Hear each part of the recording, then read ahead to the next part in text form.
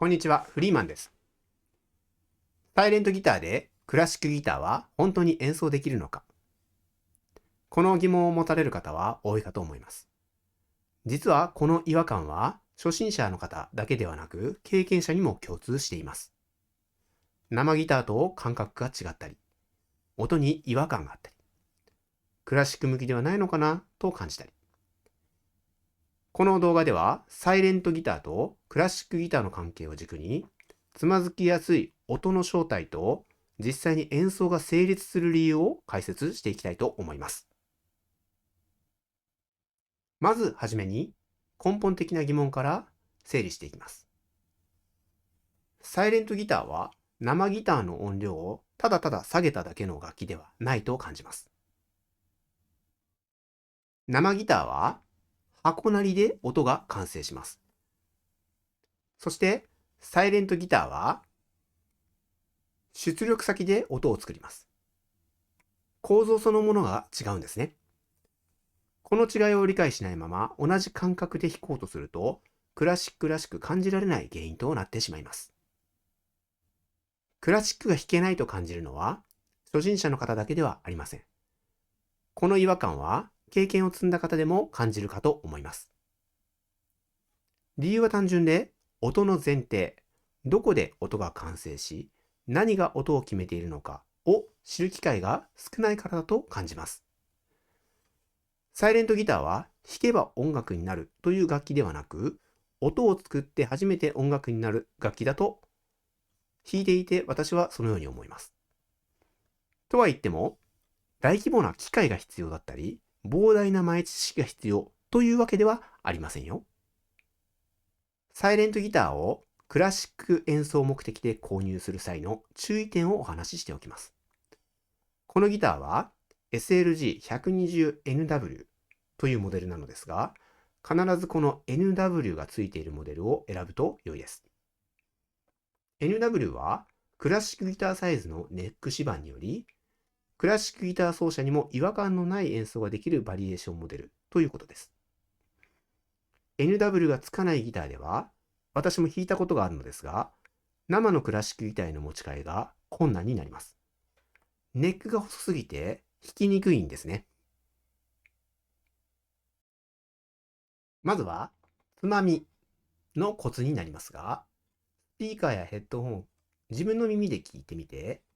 低音がよく響くスピーカーの場合は、ベースを絞り、トレブルを上げる。高音が強く出るようなスピーカーの場合は、トレブルを絞り、ベースを上げる。だいたいどちらからも、まず中心がここになるのですが、どちらの場合も中心から見て3分の1程度に回すと良いかと思います。これくらいですね。中心がここになるんですが、低音がよく響く場合は、ベースを絞ってトレブルを上げる。高音が強く出るスピーカーの場合は、トレブルを絞り、ベースを上げる。もし判断基準に迷ったら、まずはどちらのつまみも中心ですね。中心に設定をして、まず音を出してみましょう。低音がよく響くスピーカーの場合は、低音源、6弦を鳴らして、音が響きすぎて割れる、ビビビッというような音が出てきてしまった場合、これは明らかに低音が効きすぎています。この場合は、先ほどの通り、ベースを絞り、トレブルを上げることで音が安定します。そして、高音が強く出るスピーカーの場合は、爪が弦に当たるときに音が気になるくらいになっている。カチャカチャというような音ですね。この場合、高音が出過ぎている状態だと思います。その場合はトレブルを絞り、ベースを上げることで音が安定していきます。サイレントギターにおいて、スピーカーは単なる再生装置ではありません。生ギターでいうボディの役割を担っていきます。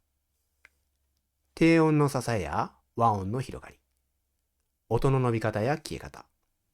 これらはスピーカー次第で変わっていくものとなります。しかし現代ではとてもリーズナブルにバッテリー持ちもよく安定した音の出るスピーカーが多くあるように感じます。ただ一つだけ注意点をお伝えすると、音の遅延が出るスピーカーには注意してください。ギターで音を弾いてから0.5 秒とか少し遅れてスピーカーから音が出てくるということが起きます。こうなると演奏はできません。スピーカーの問題というよりは仕様の問題ということです。サイレントギターは反応の速さが重要になります。実際私が使っているスピーカーはこちらのものになるのですが、このスピーカーは遅延はしません。概要欄に詳細を貼っておきますので、ご興味のある方はご確認してみてください。そしてヘッドホンになりますが、正直なところ空間を通さないヘッドホンの音には限界があるように個人的には感じます。しかし絶対に音が出せない夜間などの状況では重宝するでしょう。そういった時の練習や譜読み、運指の確認で使うとサイレントギターの便利さを体感することができます。ギターアンプについて少しだけ触れると、何十万円もするような高級ギターアンプはサイレントギターをクラシックギター演奏目的でする場合は必要ないかと感じます。もちろん 100W 級のアンプもつなげて演奏したことはあるのですけれども、クラシックギター自体ですね、そこまで出力を必要しない楽器であること、そして繊細な音作りができないということがですね、私の感じたポイントとなりました。実際の演奏で確認するサイレントギターの可能性については、実演を見てみてください。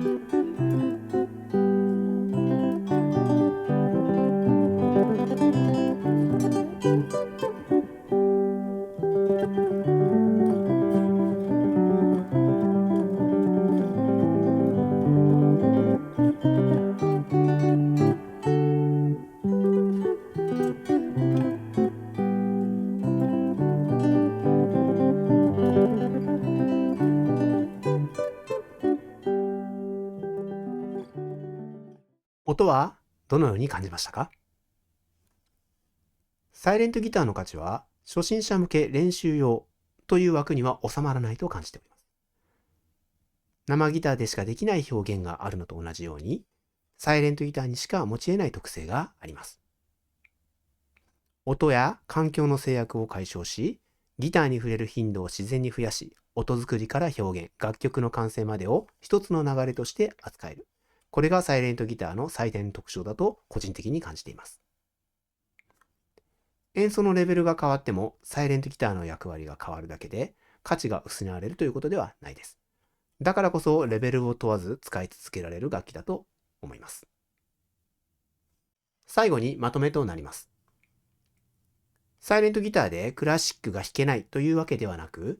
弾き方や音の考え方を知るだけで、初心者の方でも迷うことはなくなるかと思います。様々な利点を持つサイレントギター。少しでも悩まれている方のヒントになれば嬉しく感じます。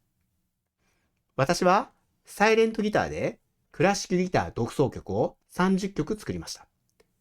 初心者の方から中級者卒業まで楽曲を通して楽しむためのメソッドです。再生リストを概要欄に貼っておりますので、ご興味ある方は参考にしてみてください。ギターを楽しんでいきましょう。ではまた。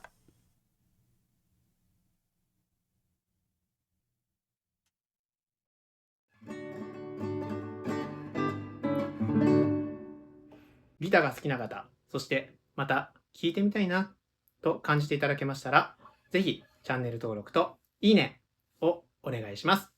またコメントいただけますととても励みになります。